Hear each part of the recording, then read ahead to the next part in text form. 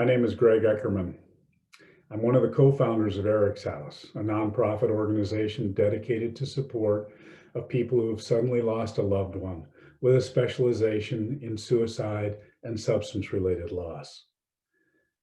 We have a unique integrative model that supports emotional, physical, and spiritual healing for those left behind in the aftermath of these devastating losses.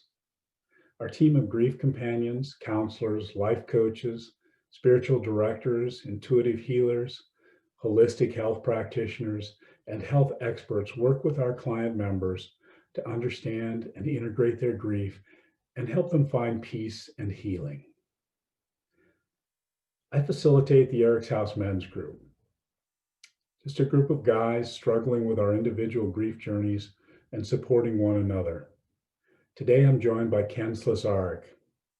I met Ken when he joined the men's group just a few short weeks after the loss of his son, Kenny. Ken is a special education teacher and a children's poet from Phoenix, Arizona. He's husband to Julie and father of Kenny, as well as daughters Kathy and Bonnie and stepsons Derek and Justin. Ken's eldest son, Kenny, loved music, animals, and basketball. He died of an accidental drug overdose in December of 2019 at the age of 24. It has been a real delight for me to hear Ken's stories of what a beautiful soul and steadfast friend Kenny was to so many throughout his life. Welcome, Ken. Please tell us some more about Kenny and about your personal grief journey. Sure. He was a very sweet kid. I wouldn't say shy, but definitely reserved. Had a lot of friends. And as you mentioned, he loved music and animals and basketball. What struck me was for a couple weeks after he died, his dog, we have 3 dogs, but the one that would most be considered his would wait at his door, and it really brought me to tears. So he was just good with animals and loved animals. And also another thing, he believed in my writing. He really encouraged, it's kind of hard. Even people in your own family are like, shouldn't you have 10 books by now or something? He was genuinely happy and supportive of just little successes when I placed a poem in a book or magazine. And that was really, really sweet. His phone has been a treasure trove of information. He didn't erase anything, so I kind of have an idea of where he was at certain points in the last 2 years, and just all the good, solid friendships. He really encouraged his friends to dream big. One friend in particular got a tattoo of a quote that Kenny said to him, and it was something along the lines of, you have a gift, use your gift to impact and love the people around you. And I thought that was really, really nice. He also, according to his phone, he texted a lot of his friends asking them just, hey, what's your favorite candy? And what he was planning to do was just surprise them with just a little candy. So he would give, it was really endearing. He would give little gifts to his friends and to people. As a matter of fact, myself, I think it was 2 or 3 months before he died, he would bring me these little pints of pistachio ice cream, this gourmet ice cream. And he would leave a little note on it, usually something to the effect of, don't touch, this is Dad's, or, and it was just really sweet. It was like a disproportionate joy in giving little things. So that was really, really special. He would invite many times friends to, if going through a hard time, could they stay at our house? And most of the time it worked out pretty well. And like at the memorial, it was over 250 people, and there were probably over 200 I've never met. And lot of stories of friends. And one other thing, he was a great son. He really was. One thing I'm feeling myself get emotional now. I'm very happy, like there was no lingering argument or, there was nothing left unsaid. We were solid. And that's one thing I'm very grateful. He was a great son. We had a bond. As a matter of fact, when he was born, this is really comforting. When he was born, the nurse handed to me, and I remember I have this burned in my memory because I do a gratitude thing just about every morning. The nurse handed it to me, and I peeled back the blanket, and I said, "I love you, Daddy loves you," and kissed his forehead. Well, of all the things, the last time I saw him was the morning of his death. He worked at a convenience store, and I went there to pick up a morning beverage. And I'm sorry, I didn't plan this. And No, we just spoke for a few minutes, and I said, have a good day, buddy. I love you. And he, is a public place, so he gave a quick scan to see who was listening, and he said, "I love you too, Dad." And of course, I love him forever, but it's very nice. It's like bookends. That the first and last thing that I ever said or that he ever heard was, "I love you." And I raised him by myself. That's another thing. So that made the bond very close. I guess it was 18 years prior to his death. His mom, we were no longer married, but we remained close for the sake of Kenny. She had remarried and was just really struggling to find meaning and purpose. And she left a note and committed suicide. And hardest thing I had to do was tell him. I went to a park, and first of all, I waited 2 days because I just couldn't break his heart, or I didn't know how to go about it. So I took him to a park. We got Kentucky Fried Chicken.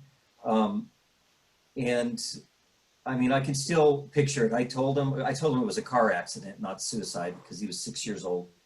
And I still remember, he just stuttered, like, "You mean my mommy with the blonde hair?" And he's like, "I miss her, Daddy." And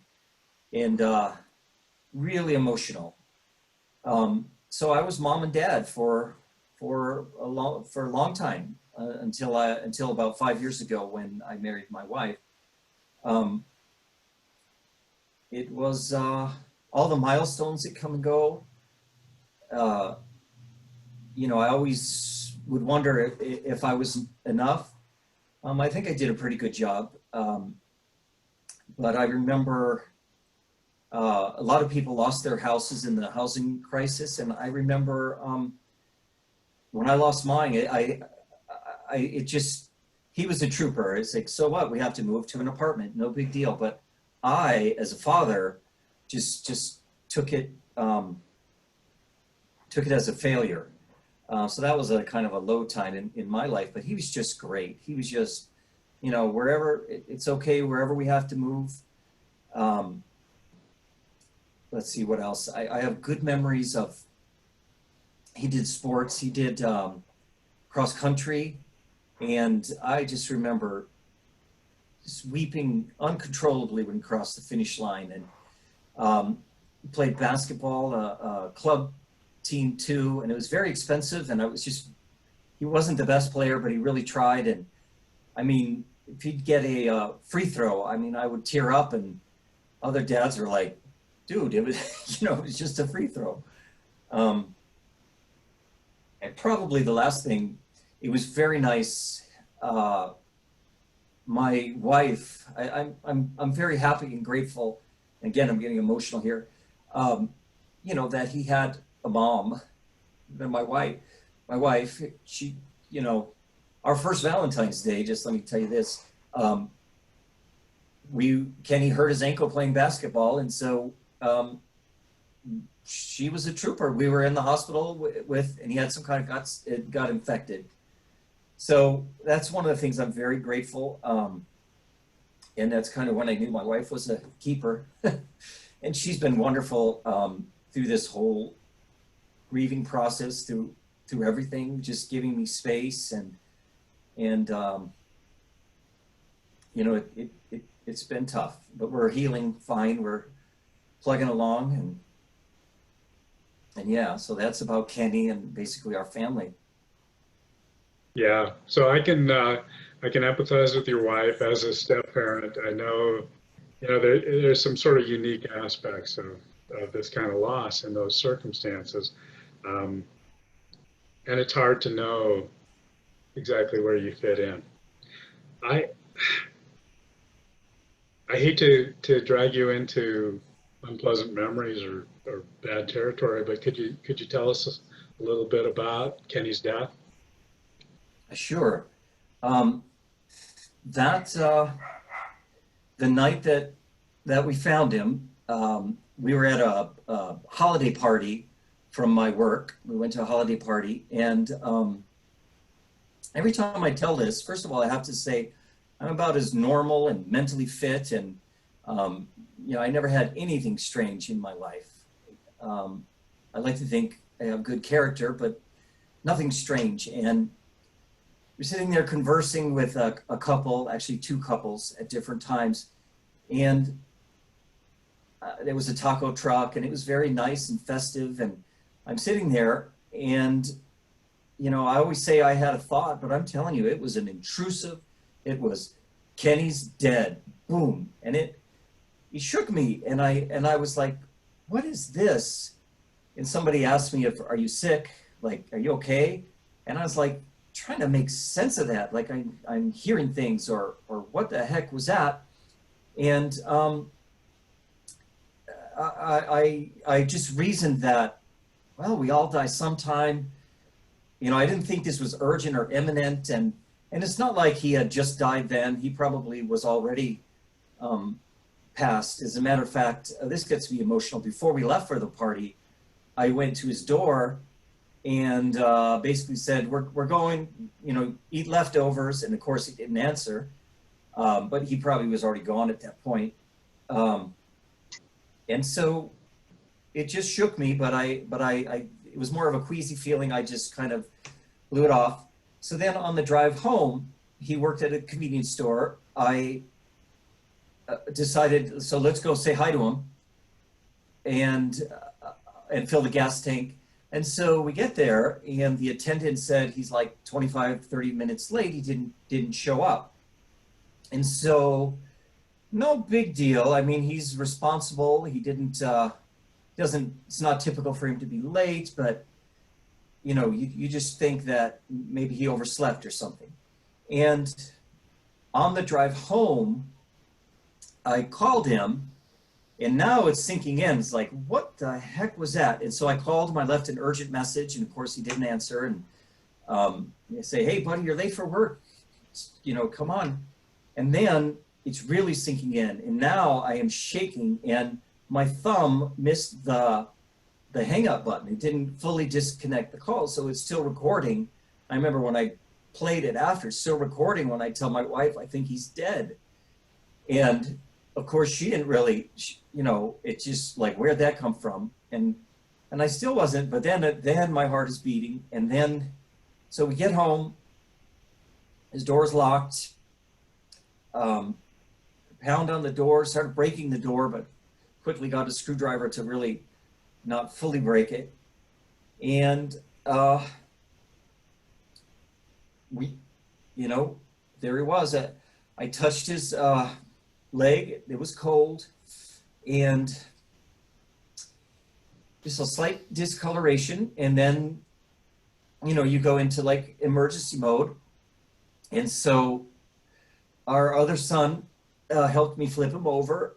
And this is a lot of so I have the grieving and the PTSD stuff, and his eyes were open and mouth was open, and you know, but yet there was obviously a vacancy there. And so that was really burned,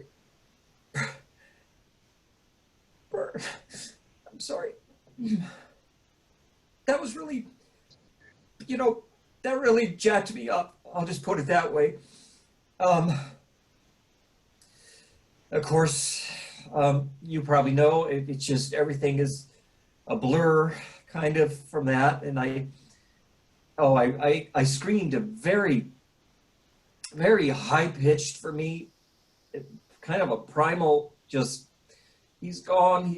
And uh, it was just all out there. That cuts you right open. And let me think what else. Sorry, let me get. It just rocks your world. Let's see. Um, oh, I want to say that because this is important, I think, for young people. One pill killed him. According to his phone and the investigation, um, he bought two pills, and there was another thread. So his back was hurting, and I'm not suggesting it was the first time he ever tried drugs. It wasn't, but it more was like a self-medicating, just a young person and not thinking. And that one pill had, sorry, there's a tear. That one pill had 5.4 milligrams of fentanyl, and I guess 3 can be fatal. And the other pill was presumably fine. It was on his nightstand, and they took it.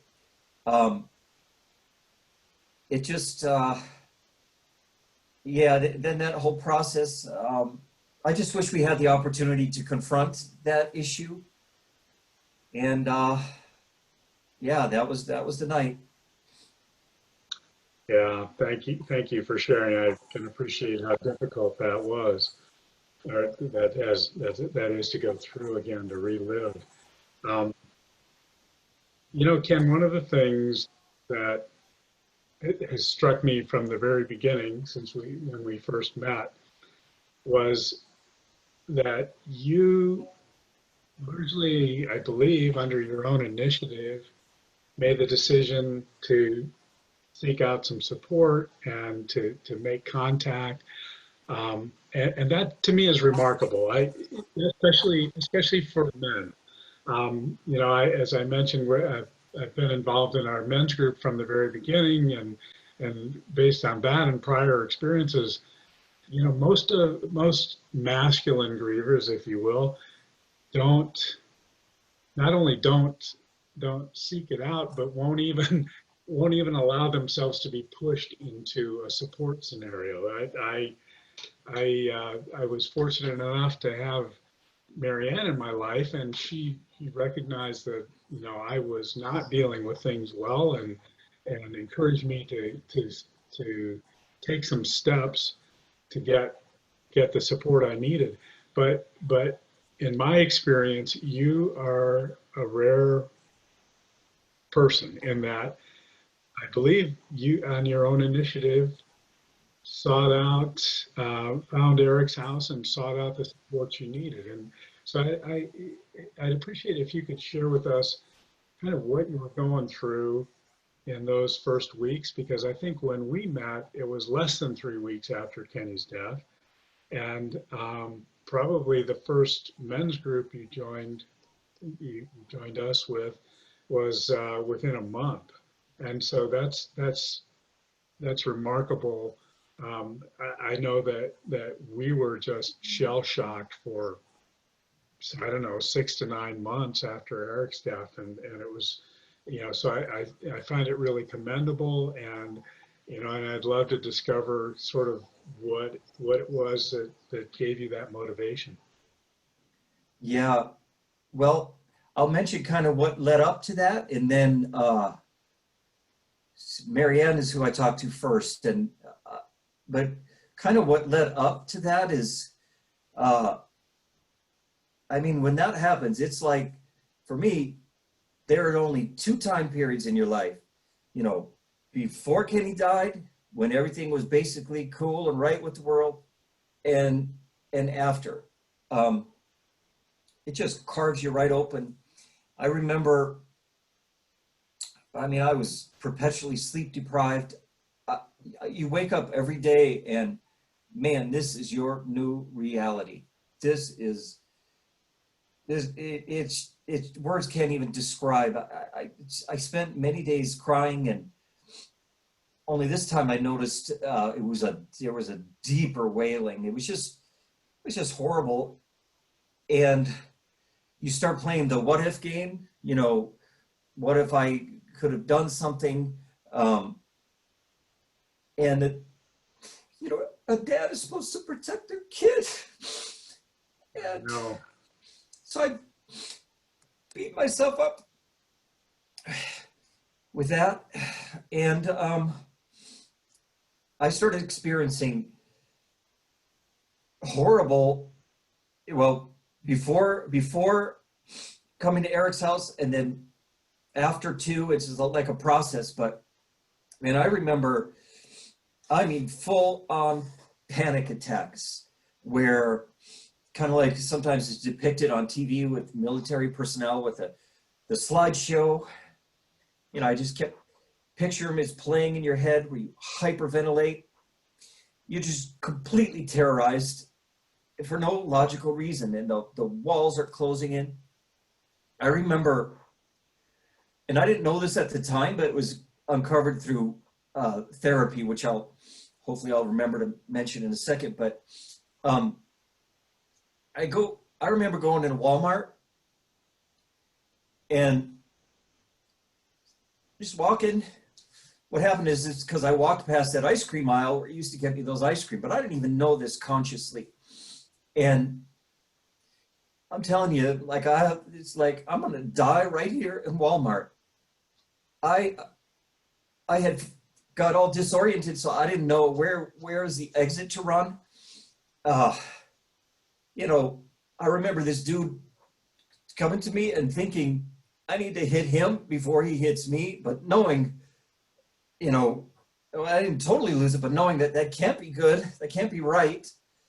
Um, you know that this is it, and a few other times like that, like just I don't know. I guess it's the PTSD, and so the therapist had me go back into Walmart, and you know he wanted me to approach the ice cream and just kind of deal with that and process that, and I couldn't at first, so I'd get close to it, I'd walk around.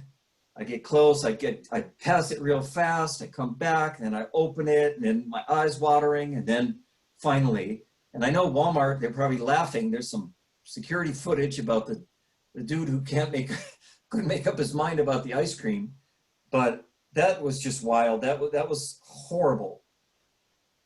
And Well, go ahead. PTSD is not a euphemism in this case. I mean, I think anytime you lose a loved one, of course, it's traumatic. When any parent who's lost a child, that's like another level of trauma altogether. But when you find your child, I just, I think that's about as bad as it gets. And so, it's very much analogous, I think, to the kind of traumatic damage that our warfighters face when they're in a horrible situation. And so, the Yeah, flashbacks and triggers are all going to be.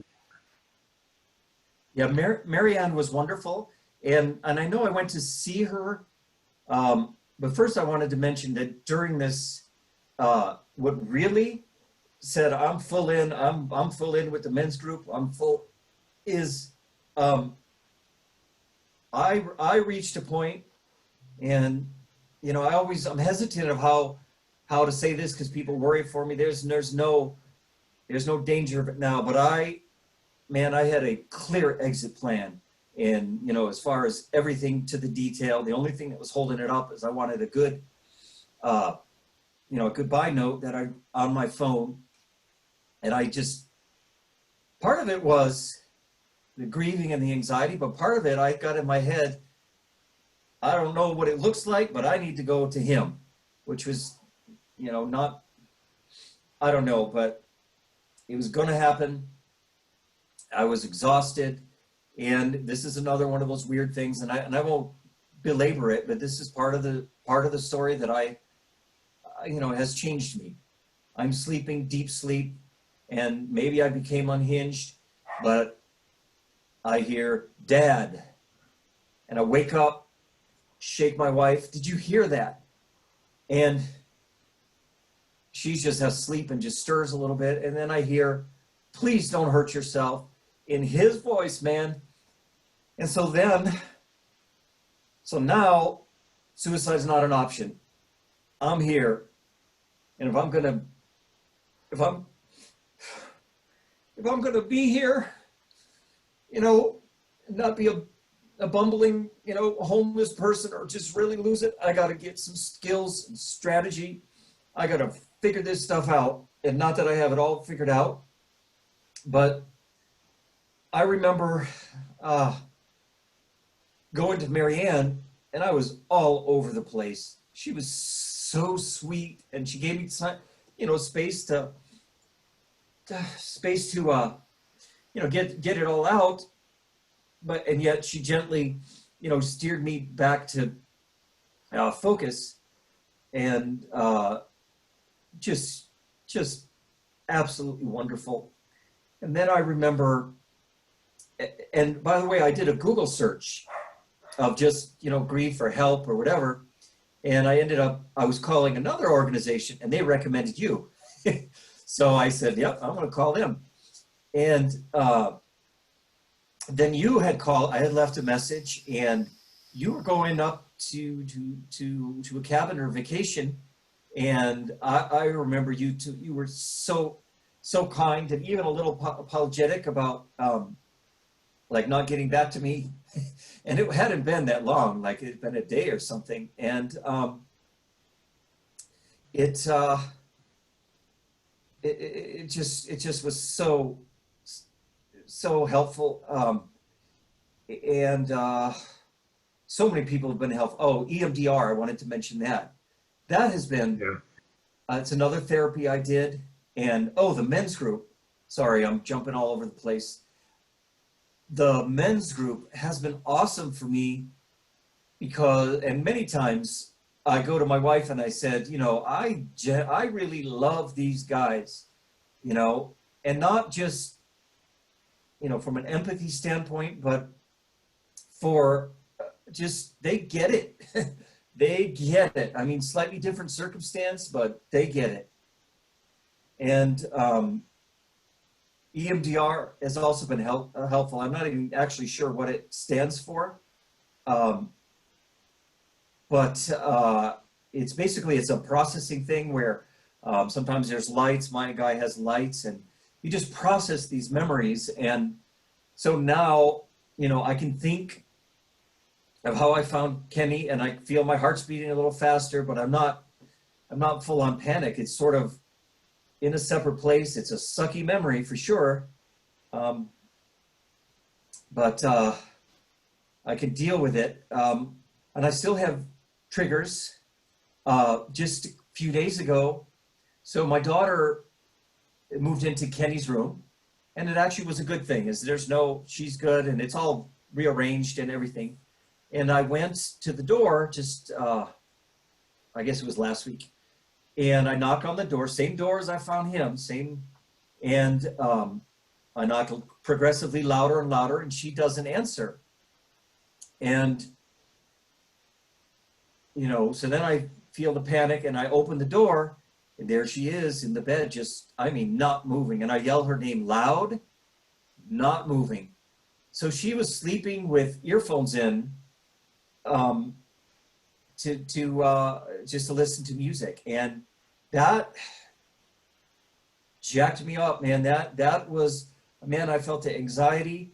But the difference now is because of Eric's house and because of the EMDR and the men's group. And my philosophy is try anything. If it works, keep doing it. If it doesn't, try something else. I got right here, I got my essential oils, some kind of natural remedy, and other things too. I just, if I'm going to be here, I'm going to I'm gonna fight, right? And I'm just so grateful for you guys. And I wanted to mention also, so many people have been kind. And shoot, my work, I'm a teacher.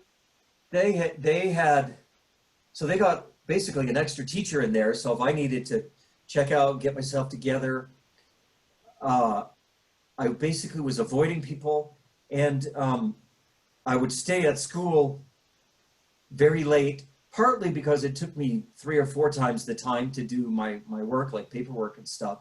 But also, like, I just, everyone left and I would cry. And remember, the secretary and the principal too, they would come in there and basically, and I remember kind of being irritated, like, man, just, they would just check on me. And it was, looking back, it was so sweet. But at the time, I was like, man, give me a break.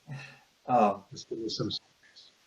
So But yeah, EMDR, I believe, is eye movement desensitization and reprocessing or something like that.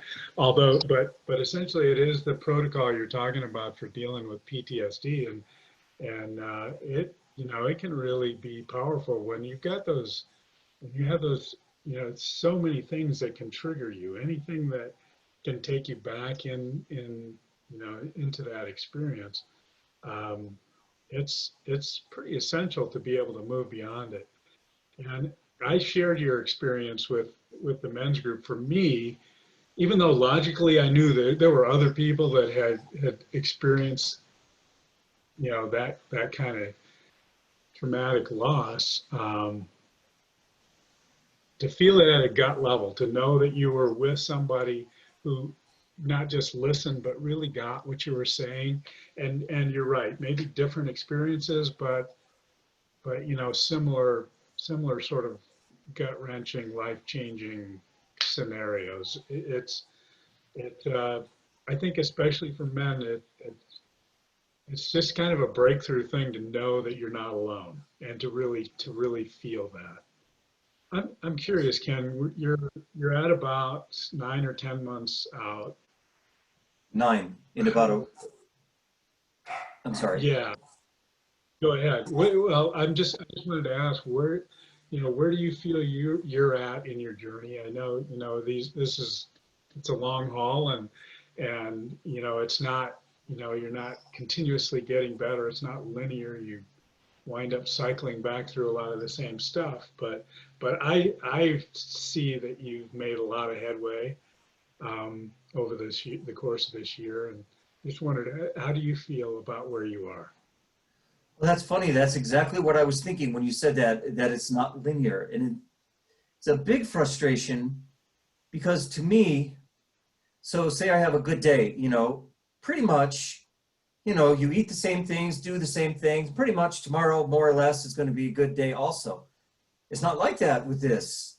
Um, with the triggers or whatnot, like sometimes I don't know what the heck is going on, but I have tools now, and I'm trying not to let, one horrible event define my whole life, the rest of my life.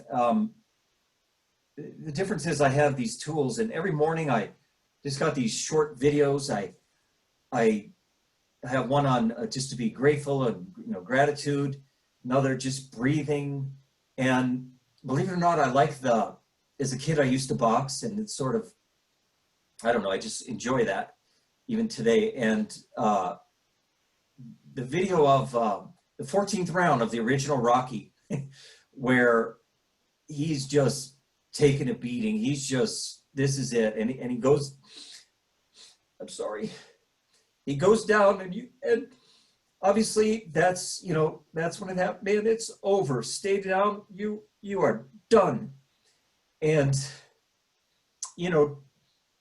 to watch him, get up and, not only get up, but kind of dish it out as well. That does a lot for me to think about it that way, that you might get knocked down and it's some horrible stuff, but keep fighting. And that's how I look at that.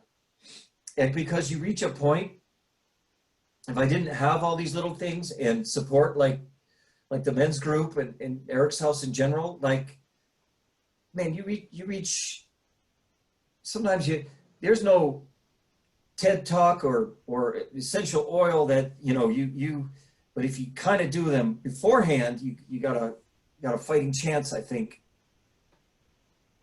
Yeah, so that's kind of where Yeah. I'm at. I was going to ask if you had any words of advice for other people grieving a recent loss, but I don't know if you can top that one. That's it. There are going to be times when you just feel beat down. You just feel like I can't take any more, and somehow you pull your resources, rely on the people that you can find to support you, and you just dig deep and get up one more time. Yeah, I would just like to add to, because we've discussed before, there's a feminine and masculine grief model, and it's not necessarily gender, just people grieve all different ways, and I'm probably more the feminine way. But if you to what I want to say to my brothers that might hear this message, to the men, you know, metaphorically, there's nothing like getting your hands around the throat of that pain and anxiety and fighting back and saying not today, or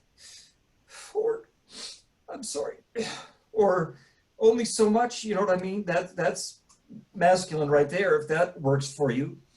And just in general, I would say seek help, man. Seek lots of help and ongoing. You might think that you got this handled, and chances are you don't. Because I remember in the grief men's group that somebody, it's been 5 years, and I'm saying to myself, and that actually was a pretty good day. I was totally dialed in to everything, and I was like, man, if I'm like this 5 years, but I get it now. I get it. So I need support ongoing is what I feel, and I would recommend that to anyone. You need lots of support. I go to regular counseling. I of course just my own practices. I pray, I fight, I just whatever I can. And so seek help, everyone. I think a lot of us have found that sometimes the very best thing you can do to lift yourself is to reach out to somebody else who needs it.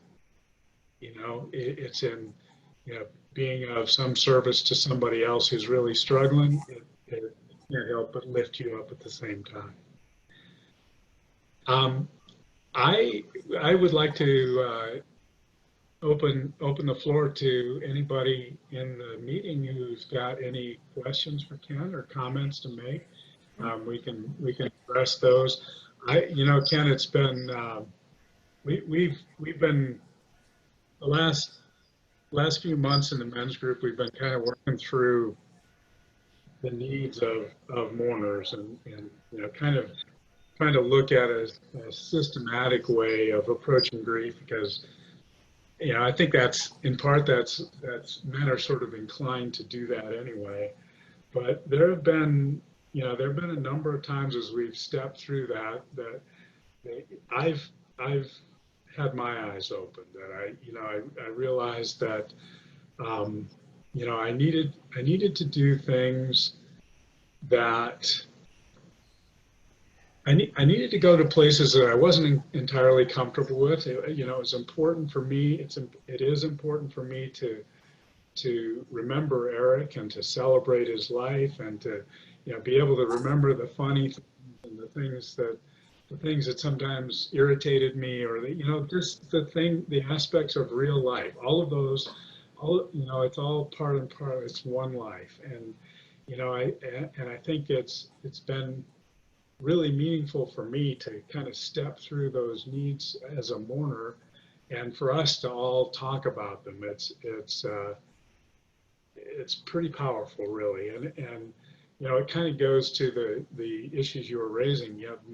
Men get stereotyped for good reason, in terms of how we grieve, and a lot of it tends to be, shutting down, sucking it up, man up, and just move on and deal with it, and all of that, and that that doesn't carry you very far. And so to have the group of guys that we have in our men's group to just be able to open up and know that you're not being judged and nobody's trying to psychoanalyze you or fix you, they're just there for you. It's really powerful. Yeah, and I think we talked about, there's also a certain resiliency that comes with this, and